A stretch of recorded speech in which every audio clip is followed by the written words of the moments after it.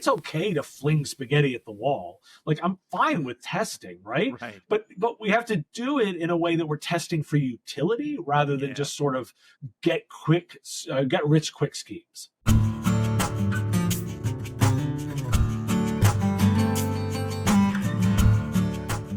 Hey, everybody, and welcome to Slow Smoke Business. I'm your host, Jared Morgan. Guys, we're breaking new ground today. I've got Dave Sobel on the show. Welcome, Dave. Jared, I am so excited to be here today. This is going to be such fun. Dave is in his backyard because he is going to join me being the second podcaster to podcast a tech business grilling thing all at the same time. Does that make you like, what is it, Buzz Aldrin, right? I guess. When I heard your concept, I was like, this sounds fantastic. Oh, yeah. And yes, let's smoke something. Let's smoke something. For the first time ever, both myself and my esteemed guest here will be cooking in our backyard. We've already had copious amounts of interruptions just in the run-up to the show here, so this is going to be an interesting one. It's the joy of sitting out in your backyard doing this stuff. Of course it is. So, listen, because you are so gracious to be cooking on the show, I'm going to allow you to introduce your food first. So what are you cooking today? Well, thank you. So I am cooking up my bacon. So I do a home-cured bacon that I learned to do a couple of years ago, where you cure it for a week beforehand. So I pulled them this morning.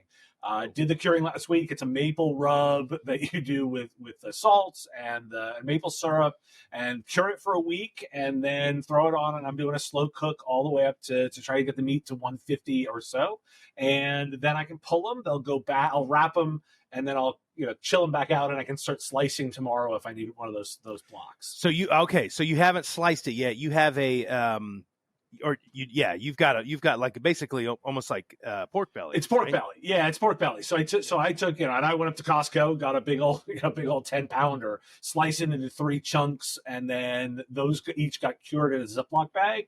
And then those 3 are smoking right now. And you can appreciate that there's a tech angle to mine too. Yeah. I use a Wi-Fi enabled controller on the Big Green Egg to make sure that I control both the temperature and keeping an eye on the meat temperature itself. Well, the guys that are avid followers of my show know I'm a very rec. I cook on a rec tech, right? So tech's in the name.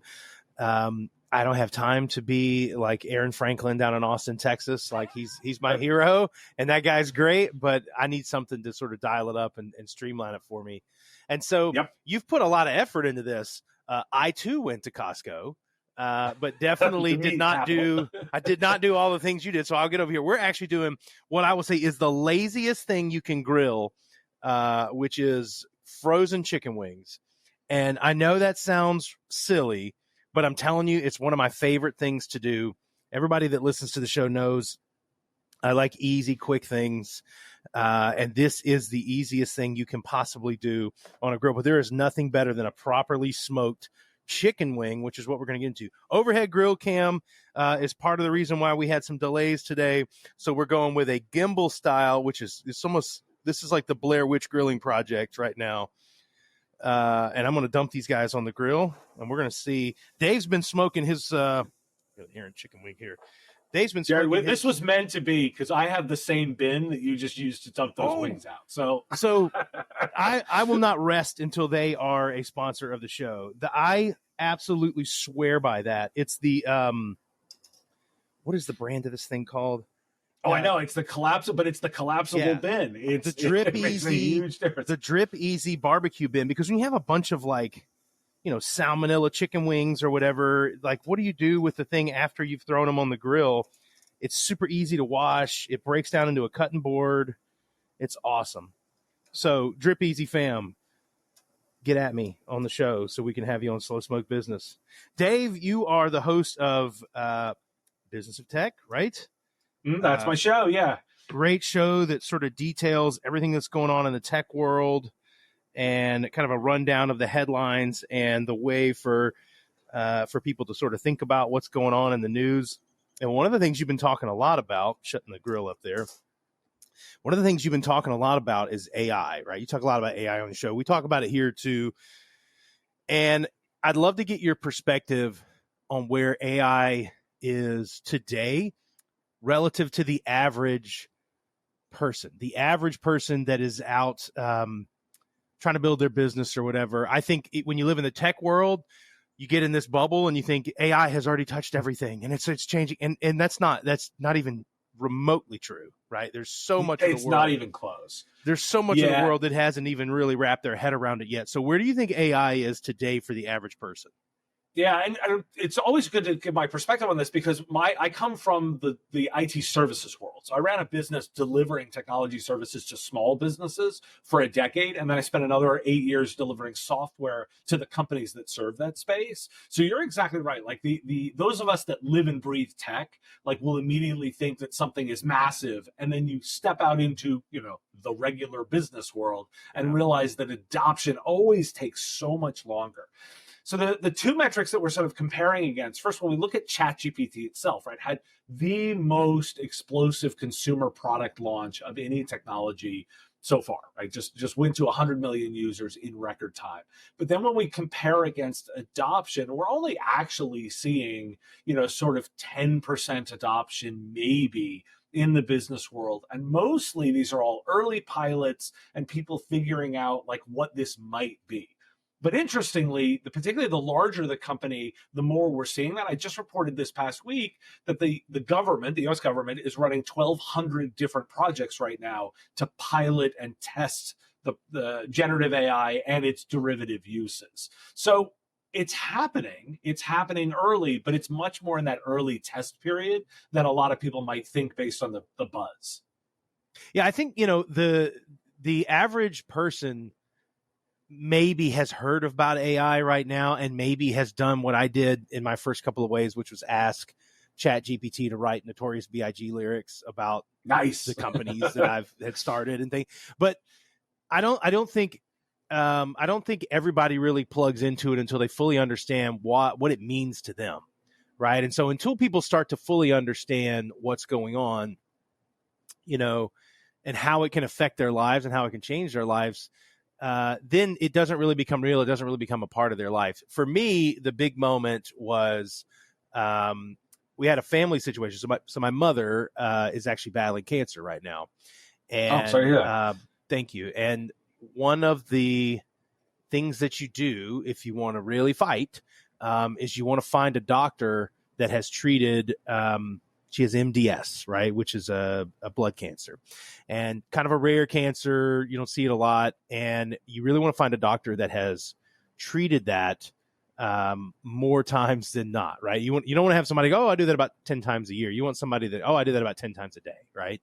And so old school, it would have taken months of research to find doctors. But with ChatGPT, I literally went on, explained my mother's situation. I explained her age, her diagnosis, and I said, hey, I need the 5 doctors who have treated more cases of this type of cancer than anybody else. And boom, got 5 names. And then I said, okay, I need the 5 most cited academics on research about this cancer. Boom, got 5 names. 2 of the names were on both lists. And so it was like, bingo. In less than really 60 seconds, frankly, I had narrowed down 2 months worth of work, and we zeroed in. We found a great doctor for her at MD Anderson. She's getting awesome care, but who knows how long that would have taken? Who knows if I would have stumbled on the right answer? It just would have been a tremendous amount of Google searches and reading through things. And so I think for the average person, that's a very personal story for me to share, but I wanted to get it out there because that kind of thing, that sort of speed and efficiency for an average person dealing with a real life issue is how you can think about, how AI can change the way we navigate the world. And Jared, let me translate what you just said in a personal story into what we're seeing in the business world. So I reported on the show that they're running tests in emergency rooms where they're giving the ER docs ChatGPT and allowing them to use as patients come in to provide all the symptoms and get answers back. And what they're finding is in 90% of cases, ChatGPT is correctly diagnosing the problem in the top 5 things that come in. So now imagine a technology where the patient rolls into the ER, the doc describes the symptoms, and then from there gets the answer in the list of five. Speaking of heading to the ER, by the way, I know. Like if anybody doubts that we're doing a backyard podcast, it's usually me that has to apologize for the background noise. But we're just barreling through it. We're just barreling through. But you're right. And so did they come to a conclusion really about that? Yeah, and what they're finding is it's incredibly effective, that the ER doc is getting the correct answer in the 5 answers provided 90% of the time. Wow. And so what you want to think about this is the ability to augment human decision making. You had to make decisions about healthcare for your mom. ER doctors have to make decisions about healthcare for their patients. It's giving you that access to that information faster and in a way that you can test. We've got examples all over in terms of what they're doing in terms of chemical testing, where they'll actually do pharmaceutical testing, and they'll give all of the potential proteins out to one of the models and say, what are the potentials for a particular drug? And it'll come back and go, here is a subset of the list you can test. And then that's accelerating drug development. Like, it's those kinds of uses, and you can find it in all kinds of businesses. Yeah, I'm gonna check my chicken wings really quick, but I want to. Nice. That sounds like a weird thing. Okay, so I have not seasoned them yet. By the way, what I wanted to do was kind of sweat them out a little bit, get them wet, so that they will have that the seasoning will actually stick to it. So I'm going to season half of these up with some bourbon maple rub, and the other half with lemon pepper, which is one of my favorites. While I'm saying that, your house, yeah, really, come on over. So while I'm doing this, you said a key word there that I think just spoke volumes, and the word was augment, right? So before I really thought about this as a like an AI question. So for those that are new to the show, I founded a company called ProctorU. It's an online proctoring company. And we watched people take tests over the internet to allow them to not have to go to campuses and test centers and really be able to test anywhere. One of the things that we struggled with and battled with throughout the history of our company was the appropriate and acceptable spots where you add tech to the stack and add it to the process. What we found about test taking was people were profoundly nervous about an algorithm making a decision about a student and whether they were cheating on a test or what was going on. However, the magic happened when we would take our, I don't know if you can see what I'm doing here, by the way. I'm not sure if you're watching online, if it's like, this is like terrible camera work. The magic happens when you take a human and you make them better and you allow the human to do what the human does best and the tech to do what the tech does best. And it makes the human faster. It reduces errors. That to me was where the magic was. I think we're a long way away. Maybe not that many longs, but we're a long ways away from Skynet deciding our fate, and just there being no human input for critical human experiences. I think we're a long way away from that. But I do think we're close, and we're going to be better off when we, as a human, have a tool that makes us more efficient and less error prone. I mean, I'd agree completely. And for me, the advice that I'm giving to business owners, and in particular the IT companies that advise them, is exactly that. You're looking for areas where you can use AI to augment your team. People are not going to get replaced by machines. They're going to get replaced by people that understand the AI. Yeah. That's the big thing to look for. And in fact, there's actually a couple of bits, even if you're not ready to dive in fully, there's 2 things that you want to do regardless. The first is you should definitely be looking at your organization and making sure your data is clean. The AI only works really well when the data is well organized, when it's at least, not necessarily perfect, but at least consumable by the machines. And then the second thing is you want to work on a framework of the way you're going to approach it. What are your ethics around that? What are the limits of what you're willing to do, what aren't? What are your privacy policies? What kind of information are you collecting? And just consider the framework. And by the way, there's a ton of these out there. the Biden administration put out an executive order that gives a whole bunch of framework stuff. NIST is providing a whole bunch of stuff. Private companies are providing a whole bunch of stuff. This isn't a start from nothing situation. This is there's tons of resources to think about that, so that when you're ready to implement at whatever speed, you've got the frameworks in place. Yeah, I just think we're living in an exciting time. The saying that I said on an episode before was, there is no such thing as AI, is just better and better algorithms, right? And so when you sort of think about it that way, it frames it in a different place. I think we're just a long way away from the Skynet. Too many people watch Terminator, right? And they go straight to the extreme when they think about artificial intelligence, and pass all of the great updates that it can do for humanity. There was a study back in, I believe it was 2019 timeframe from Gartner that said that AI is going to be a net job creator. It's not going to take jobs. It's not going to remove jobs from the economy. It's going to create jobs. But in that creation, it's going to eliminate millions of jobs and replace them with millions more of new jobs. And so just like in history, when you saw blacksmiths went away as we introduced the car, but now you have mechanics, right? And all these other things that happen, jobs just move and change in the economy, move to another spot.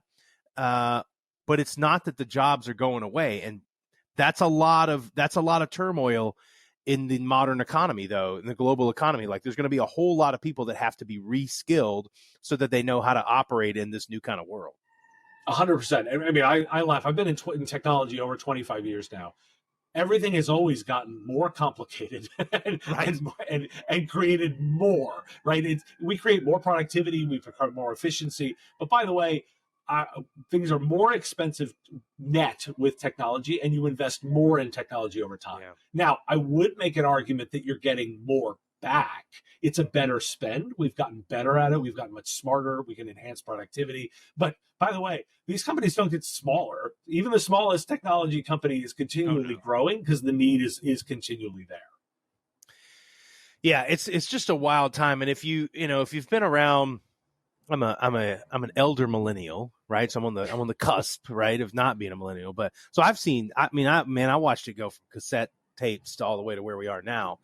Every time you have a major shift like this, you have the personal computer revolution, you have the internet revolution, kind of like had a semi sort of high-speed internet revolution in there.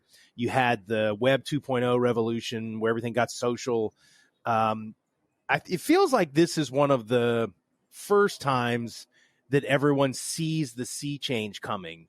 Seems like every other time people were a little slower to react, but I think now, as a society, we've gone through these like sea changes before with technology, and I feel like everybody sees it coming this time. Would you agree?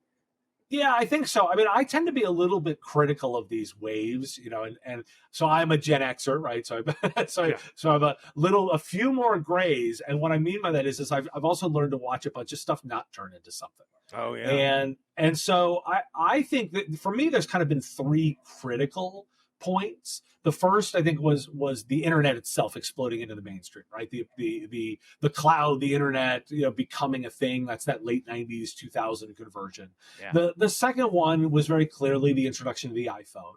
The mobile revolution. Oh man, you can't miss that one. No, that was a huge right. And I actually I'm willing to think that what we're seeing now is the third.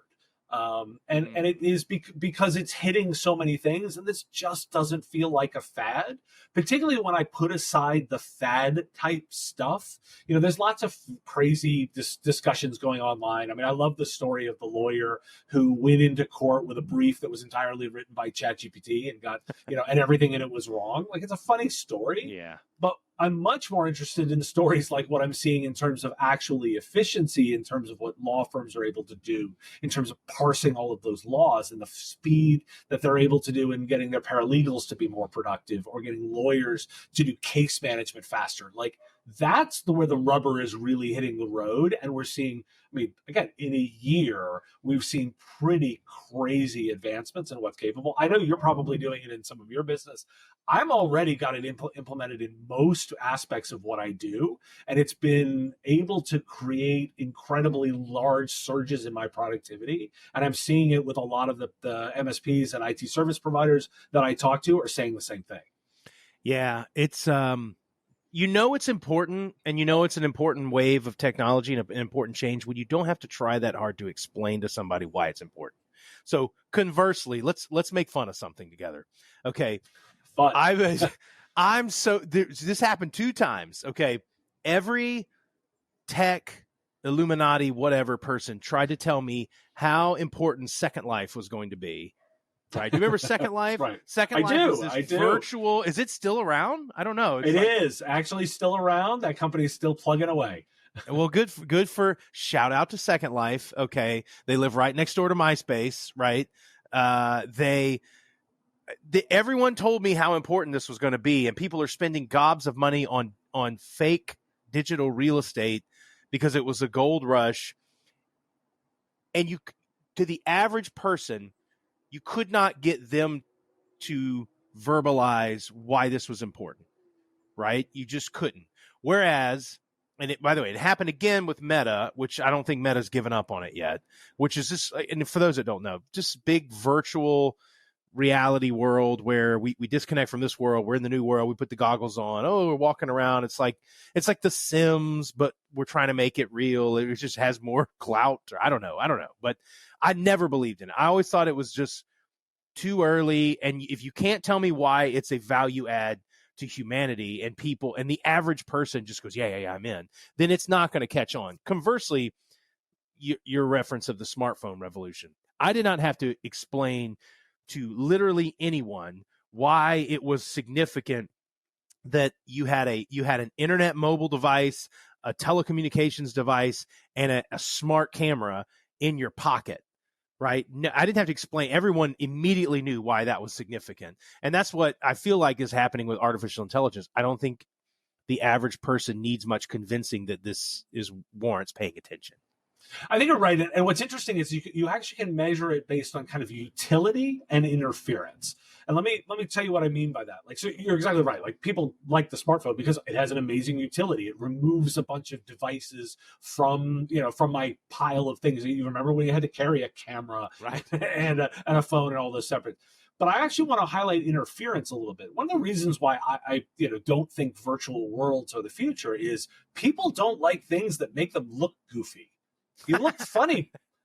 Look, it's kind of simple, but you don't like putting on a pair of goggles. It interferes with your interaction with people and the world. And you look kind of weird, right? Like, it's kind of goofy to put these things on your face. The smart glasses on. They've tried those 2 or 3 times. By the way, nightmare for Procter U, by the way. When they were doing the smart glasses, we're like, oh my God. But by the way, we're very comfortable with digital assets, which is an interesting portion. Like, we'll buy skins in Fortnite, or we'll buy, things that we only all have as a digital asset. They've been experimenting with it in some of what we're seeing in crypto is kind of, is that an asset? That's a whole other topic. Yeah. But I'm using it as an example of, like, we do buy digital assets, and that component about what those virtual worlds are talking about is a thing. I'm far more intrigued, again, by when we think about it back to that augment capability. I'm far more interested in what we're doing with augmented reality versus like that virtual reality. Like, I think the idea of putting data into the world and making it more accessible to you is going to be a thing. I think it's going to be, can we, like, one day we'll get to hologram communication. Why? Because it's convenient, right? It is nice. We're doing something together right now. It's not perfectly convenient for us to see one another. You can envision a world where we're doing that. And if people say, like, oh, Dave, you're like way ahead, it's like, well, am I really crazy that far ahead on holograms? Google's already working on it in meeting environments. And by the way, Kiss just launched a new version of virtual avatars to do their concerts. And I'm slightly skeptical, but then I'm reminded that ABBA's been doing it for 2 years. And ABBA's made over $1 billion in concert sales selling virtually. So no digital trend center, the Kiss army, right? Exactly. But so you look at this and you're like, oh, okay, wait a second. I can see the areas where it augments versus interferes. So I want your esteemed opinion on NFTs, because you touched on it. It's like, oh, it's a whole nother thing. And before you even, I was like, oh, I gotta ask him about this, because you talk about hysteria. Like a couple of years ago, it would not have been crazy to see someone spend $250,000 on a JPEG of a digital ape, that had the gold tooth or something. And maybe they weren't JPEGs. I'm sorry, I didn't get it in a craze, but yeah, it was an image. But I get the idea. It was an image, and now obviously the market has cratered on those things. What is your thoughts around cryptocurrency, digital assets like NFTs, non-fungible tokens? I never saw the utility, right? So let's start with cryptocurrency. I didn't understand what was broken with money that needed this fix. Right. I mean, and ultimately, like, that's kind of where it comes down to. Everyone that was telling us how money was broken, I didn't think money was broken.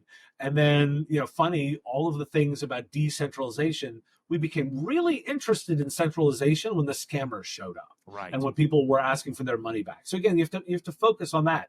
I do believe in the idea of digital assets. I think that's going to be a thing. But at the same time, I don't think digital assets for their own sake is necessarily a really large thing. And let me point to the art world, right? Like, art is artificially valuable because we have simply deemed it based on scarcity. Right. It's interesting to me. Like, I'm not a big art collector, but I like the space, and I'm interested in. I like to try and appreciate art and stuff. And I understand that when a painter paints something, that's one time, right? That's an exclusive thing. There's scarcity to it.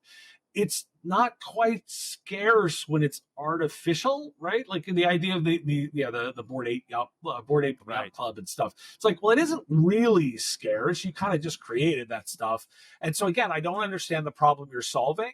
And that's where we have to ask the critical questions. It's okay to fling spaghetti at the wall. Like, I'm fine with testing, right? But we have to do it in a way that we're testing for utility rather than just sort of get rich quick schemes. I think the value in the whole crypto movement, to me, was the idea of non-centralized databases and making it far more difficult to hack databases, because you've got to do like the 51%. For those that don't understand, like, it's too much to explain here, but instead of having one central database, you've got like a little piece of the database on millions of people's computers, making it a lot harder for someone to hack and change data. I think there's a tremendous amount of utility there. I agree with you. When it became a surfing ape image, it's sort of like Beanie Babies, right? We sort of built it and tried to tell the world that it was scarce and valuable. And sort of like when you're telling the world that something is scarce and valuable, it may believe it for a little while, but after a while, it's like, it's not really, right? It's just not. And it's kind of like baseball cards. Like, I still have my baseball cards from when I was a kid. I got my comic books from when I was a kid. They're gonna be valuable. And there's literally a million dudes like me that still has your 1991, Mark McGwire card that this one's gonna, and it's not. Like, it's appreciated modestly. It was 10 cents when I got it. Now it's 40 cents, or $2 or whatever. And so I think there is some precedent, though, when you say digital assets, like, there is some precedence for there being value to a non-physical thing. For instance, intellectual property in and of itself is a valuable thing that we can't touch. I can't go call my company Google because Google owns the intellectual property to that name. I can't reach out and touch the actual thing, that intellectual property, but we've all agreed that it has value. Yep, exactly, and that's where, like, there's opportunity. Let's not throw out whole technologies without understanding them. I think blockchain is an interesting technology. Yep. There's some real use for a continuous logging mechanism. Like, some of these pieces they're things that we're going to do something with. And again, my eye, particularly when I work with business owners, is to make sure that we're having a conversation about what's the utility of this thing, to make sure that it makes sense. And call me old school or classic. I prefer classic on this stuff. Like, I tend to think that things need to generate revenue, right? Like, I think the basics of business are basics for a reason. You got to drive revenue. It has to be done efficiently. You manage your cost of goods sold, and in the end, we have to make some profit. right? And anytime somebody just says like do something and magic profit, I'm pretty skeptical. Yeah.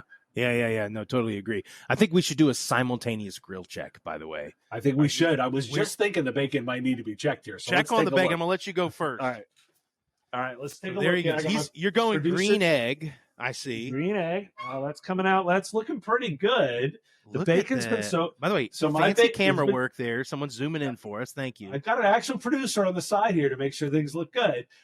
So these have been smoking for about 2 hours now. Oh man! So the target is, my grill is saying about 149 degrees. Target's 150, so they're just about right. But I don't mind going slightly over, right? Because I don't want to do too much, because you don't want to cook it. You just want to get it smoked and nice, and then these will get then I'll let them cool naturally and wrap them and put them back in the fridge. So did you season them with anything? So that's the rub itself. So that's where I'm actually doing it, where it was cured with the maple syrup and the brown sugar and with the two kinds of salt. And that sat in the fridge for a week. And I ended up, flipping them every other day to make sure that the brine was all doing nicely in those Ziploc bags. It looks so good, man. So I'm going to retrieve the wings off. Let me get a little camera shot of how our wings are doing here. So we've got lemon pepper over here, and we've got the bourbon maple, as they say, nice over here. I think we're done. I'm going to check the temp on these, but you can eyeball, you can pretty much eyeball wings, and these bad boys shrunk a lot afterwards. We're ready. So we might get to watch me eat on the show today, which is always fun. So, and if you're watching online too, the green egg that Dave has is certainly 5 steps up in grilling street cred from where I am, which is screwing around with a digital grill here, a pellet grill. Jared, do not sell yourself short, man. Doing on a proper cooker like that is actually significant work. My sort of interest in smoking and grilling started when I would we called it the pig roast. So we would rent a towable cooker, put it in the parking lot outside my townhouse, and I'd go get a full 100-pound pig and smoke it. But the trick to that is you're getting up every hour and a half and stoking the fire. That's a lot of work, especially when you're doing, I'll start the smoke the night before. You don't sleep very well. And then I'm trying to have my friends over to have a good time. Yeah. And I'm tired and barely slept. So, but there is real art to doing it properly the way you're doing it on a grill that way. Well, and it gives you a lot of new options. It does reduce the number of disasters. I mean, I've had I've had ceramic cookers. I've had, it's just literal old school smokers. And most of the time you're good, but man, every so often you have a full on disaster, right? Where it just did not go as planned. And for instance, using a traditional smoker in the winter, and you're just battling frigid temps outside. You're not able to keep your grill at the temperature that you want it. And anyway, let's let these bad boys cool off a little bit. And we could probably do a whole episode on grilling technology for sure. That was certainly good. Where do you think, where do you think the tech industry is going to go? We've talked about AI. I think I think that what I meant by that question was, the social media revolution was literally changed the world, right? It has arguably been used to overthrow governments. It ruined marriages. It connected people with long lost loved ones. It's done good and bad and everything in between. It feels like we've sort of reached an apex though, right?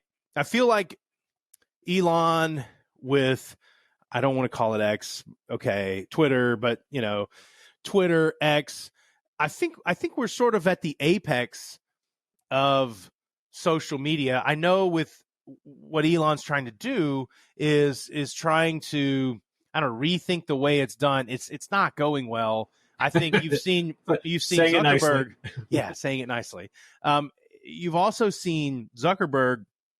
I mean, he renamed his company from Facebook to Meta, trying to distance himself a little bit from the controversies and find a new reason for being that has a lot of growth. I mean, I also don't see it. Where do you see the future of the tech world as it pertains to social media? So I think we're seeing the end of sort of the centralized social media world, where big companies own that experience. We're actually moving into a world where people are moving back into smaller groups. We kind of all figured out as a society that everyone talking at the same time is a bad idea. It's not necessarily great for good conversations and good information exchange. And on top of that, it's such a short bit that we don't have the opportunity for these more intricate, long form discussions. It's not a great forum for that. And so you've probably seen it in your own world. I know I've seen it in mine, and I've seen it with the people that I talk to, that it's going into more smaller groups. Have you probably noticed that you maybe have Slack channels that are like with clusters of people you like talking to, those text threads that are communicative? We're seeing it in where we're moving at a larger perspective. You mentioned Meta, what they're doing with threads. They're embracing that technology called ActivityPub, which is the idea of allowing federation of these networks so you can have different versions of it. There can be a social media network that has one different set of rules versus another that's focused on one specific community, where then another group wants to run theirs in one way. And they've set up a communication structure that allows for that interchange. And Meta's embraced it. Threads is supporting ActivityPub. They're actually trialing it right now. This is going to be really interested for this kind of decentralized communication. I'm hopeful, but watching for making sure that continues to be a actual healthy way that we communicate. But I think that's where it's going. Do you think Threads has a chance? I mean, it sounds like you see some real utility there. I just saw it as a Twitter cover band. So, I mean, I've been more active on Threads. I wouldn't say I'm necessarily like fully embraced of it, but the conversations have actually been pretty high quality of late. Now, I live in tech world, and tech Threads tends to be a little bit more robust than some of the others. But the interesting thing about Threads is it doesn't have to be the only solution, because it's built on this open standard. There can be other related networks that plug into it. And so from a social media perspective, it's like, well, it's not just Threads, right? Threads doesn't have, it could be, this Threads links to Mastodon, which links to some of the, to Blue Sky. Like, they're all interchangeable in this new world. And you can take your audience from one platform to the other. That's the actual power of this decentralized version. I don't think I fully understood that or appreciated that. That is really interesting, and that is a novel thing. I think what's interesting about, for me, for Twitter, again, I can't bring myself to call it X, but I'm with you. Just a side note, because I love branding and stuff. What are you doing? Like, you have literally a globally recognized brand that you have paid billions of dollars for, and then because you want to send a message to everybody that things are changing, you torch that name. Now you branded it X. And then, by the way, this is just some UI annoyances. You also put the X logo, which is a friggin' X, in the right-hand side of every time somebody embeds a tweet. So when you embed a tweet on a website, the X logo is at the top right of that embed. What does an X at the top right of anything universally mean to every technology user since the 80s? It means to close it, right? And so I've clicked on that X so many times. It's just such a bad, it's ill-advised and poorly executed. So I'll offer a very simple theory. Okay. I think Elon has Twitter brain. I think, like, you spend too much time on Twitter, your worldview distorts a little bit. Well, he's kind of the ultimate user, and his brain just got a little bit broken. And he started thinking that Twitter was more important than it actually was. If you look at usage, it's one of the smaller sites.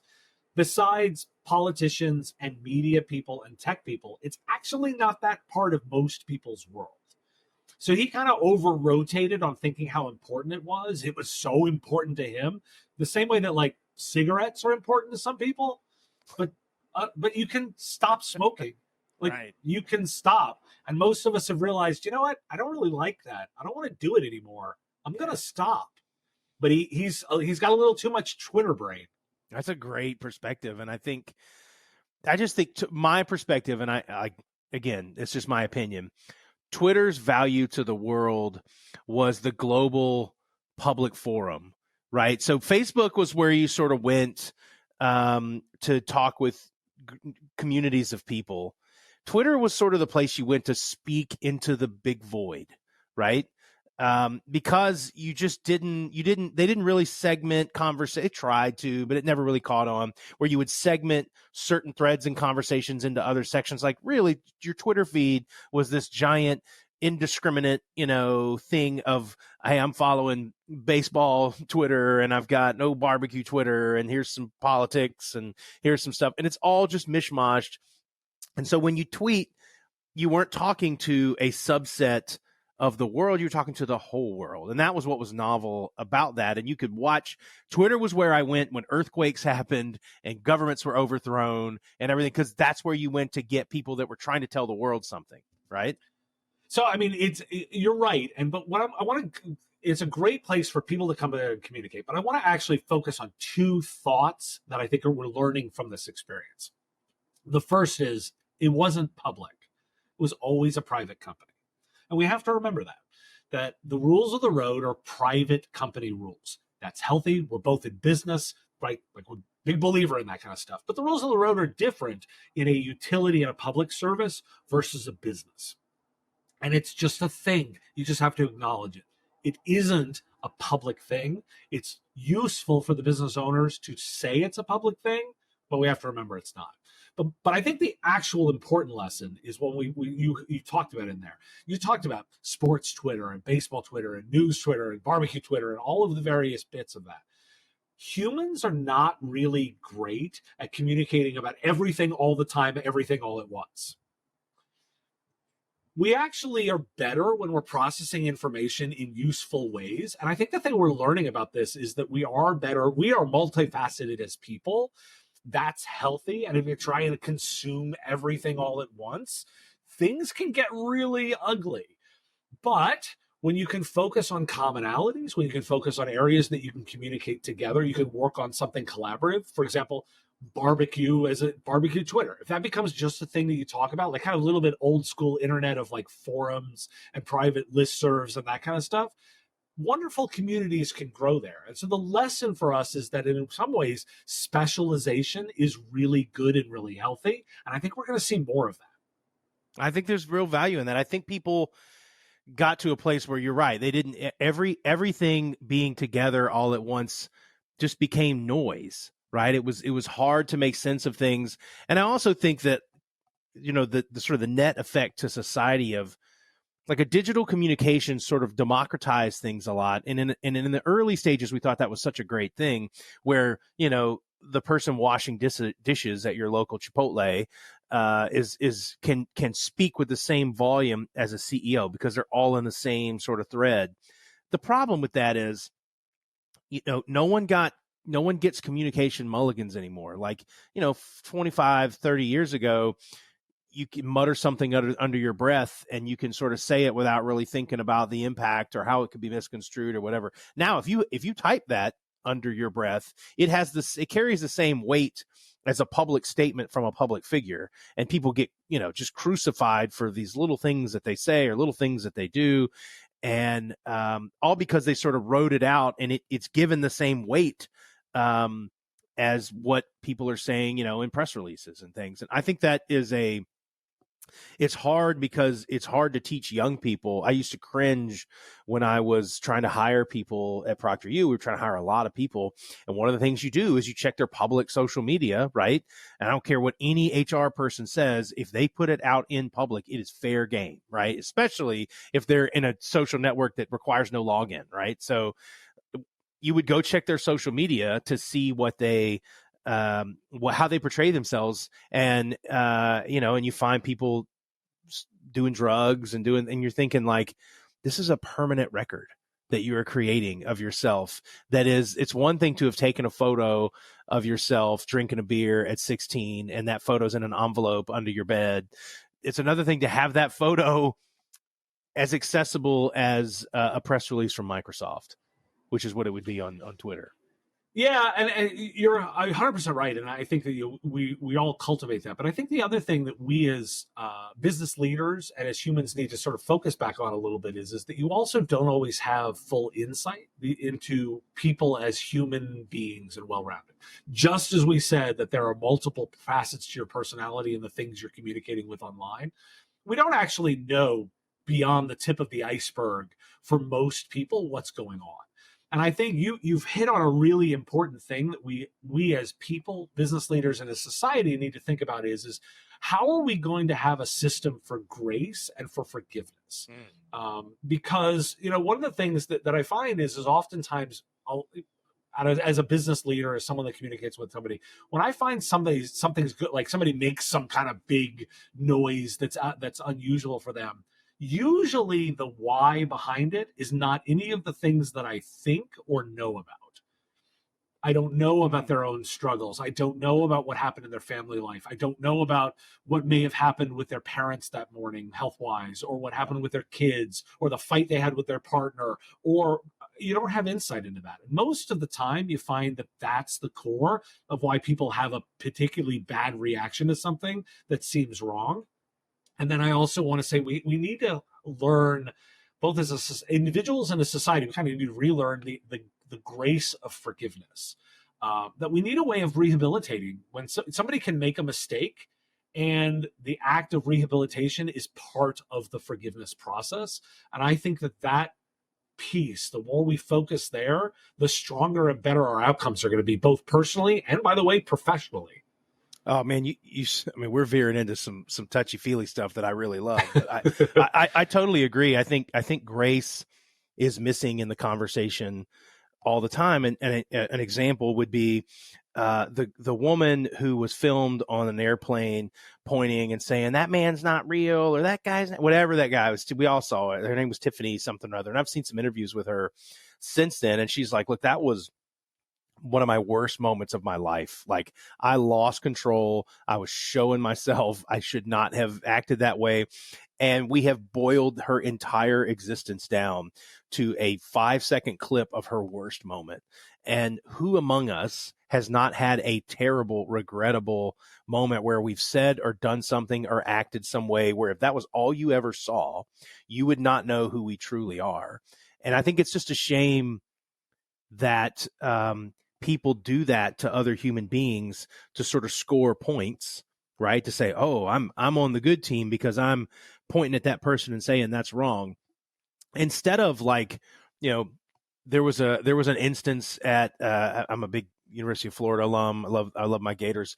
Years ago, I forget the kid's name. There was a kid who was coming to play at the University of Florida, had already committed there, and a video comes out online of him, white kid, singing the lyrics out loud to a rap song, just gets in the moment, says the word he shouldn't say, and this kid's life gets ruined over like a split second. And to be clear, like when you're repeating somebody else's art out loud, does that have the same weight as you flinging that thing?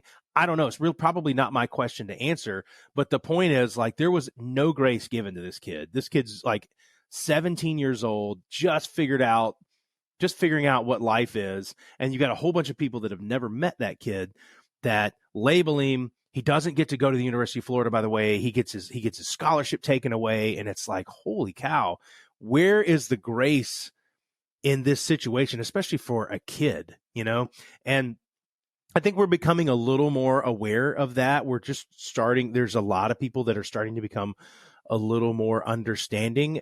Digital media can make tribalism so natural and easy to do, and then it's very easy to fling something harsh and hateful and judgmental at somebody that appears to be outside of your tribe.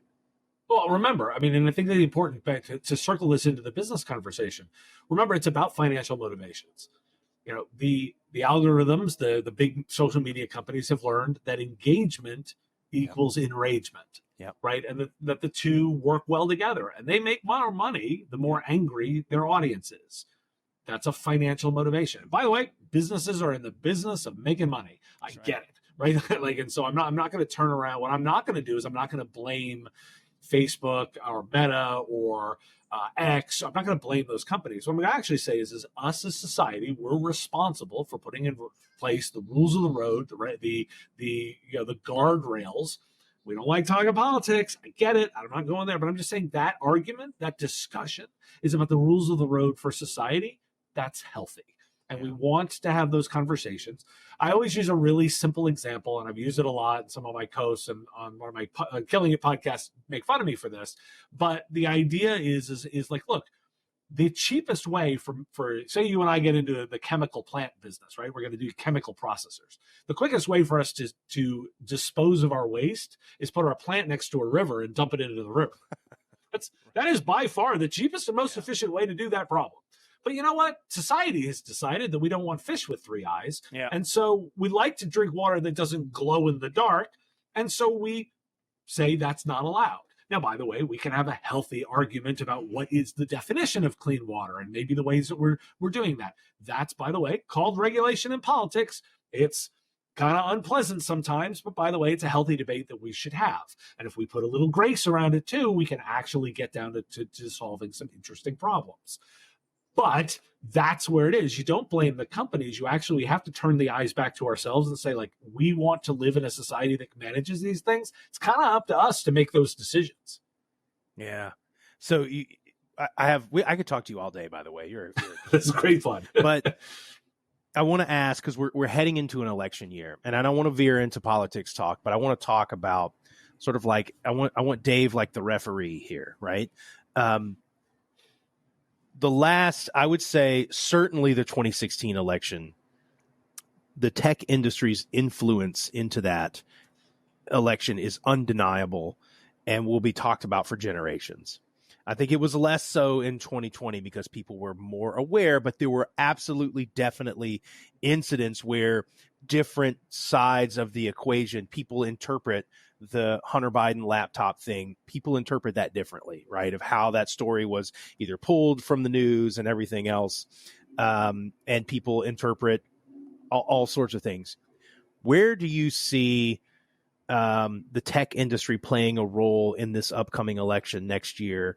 And do you think we're going to have another moment where everyone's going to point at something that happened and have their own spin on why that was unfair and how that should change the outcome or whatever? Yeah, it's a complicated problem. And I'll actually sort of smile and say to the last point is, yeah, I'm confident somebody's going to point to something because there's always looking for a reason. But let's actually have a more nuanced conversation about this. What we've kind of learned as society, kind of on both sides of the aisle here, is that we don't necessarily like unregulated tech.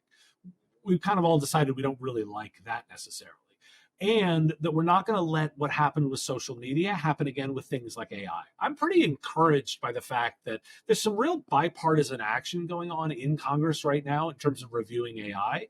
They pulled together a long series of workshops this past year to review the issue, start having some real discussions. They were learning about what the technologies are. There's even a congressman getting his advanced degree in artificial intelligence right now. So it's real easy to sort of cast aspersions and say like, oh, they don't understand anything. You know what? They've actually leaned into some real education around here. They're having some open forums of discussion. And the likelihood of this not being regulated at all is as close to zero as I can imagine. The EU has already passed their AI Act that passed just in the past week or so. Wow. And EU law is its own thing. It's going to take a little while to go. But the Europeans have been pretty forward on leaning into a lot of regulation, and they weren't as much even on social media. I think we're going to learn a little bit from them as they roll it out too. But I think the U.S. government is not doing nothing. And so what I think we're going to land is we're going to land in a world where at least it isn't just complete chaos. To your point, like, is something going to happen? Yeah, of course, because there's people motivated by pointing out things as the reason. But there's a common thread of good, there's a lot of good people doing a lot of good work along the way. You can point to some of the stuff that happened from a cybersecurity perspective, both in the 2016 and 2020 elections. And I can point to what's going on in Congress right now around AI. I think there's going to actually be some real attention paid here. That's excellent. Well, Dave, like I said, I could talk to you all day. I've got a plate of wings in front of me, so I probably have some business to get down to. Is there anything else we need to know about that bacon behind you, by the way? Well, I'm about to pull that. So when we finish up here, I'm going to pull that. I'm going to let it cool, wrap it up. I think that'll end up as part of the Christmas meals around here. Because that's exciting, man. I'm inspired. Like when you told me you were going to make bacon before the show, I did not think you were making big slabs of it to be cut later, that's super cool. And I think, which one of us looks like the real barbecue savant right now? It's probably the guy making bacon. So, but you're doing it on a regular basis. I just appreciated you having me in the studio to be able to have a little fun, do some, cook some meats on both sides and have a fun conversation. Just an old schmuck in his backyard talking tech by the grill. Dave, the Business of Tech podcast, it's awesome, guys. If you love geeking out on stuff like this and really what I love about your show is it's quick. Like you get right to what's happening today. It's not the broad strokes. You're really getting into reacting to the news, which is really cool. Dave, where can they find that show and where can they find you? I'm easy to find. You go to businessof.tech is the website. There's a button there to follow on whatever platform. I'm on Apple, Spotify, YouTube, whatever's favorite for you. I'm on all the socials, but I freely admit I lean into LinkedIn. I'm easy to find there. The easiest place to communicate with me is on LinkedIn. Again, links to everything is at businessof.tech. Businessof.tech. This was awesome. Dave, enjoy your bacon. I'm going to enjoy these wings. Guys, be leaning into AI. I've said it on the show before. It's the most significant change in the world in a long time, and it's going to affect everything. And the faster you learn how it can and will affect your corner of the world, the better off you'll be. So we love it here. We love talking tech here at the Slow Smoke Business Show. Thank you so much for being here, Dave. If you enjoyed this show, if you found anything valuable, please, will you send it to a friend of yours? Like us, give us a 5-star rating, thumbs up, wherever we are. You know what to do. And we'll see you next time on Slow Smoke Business.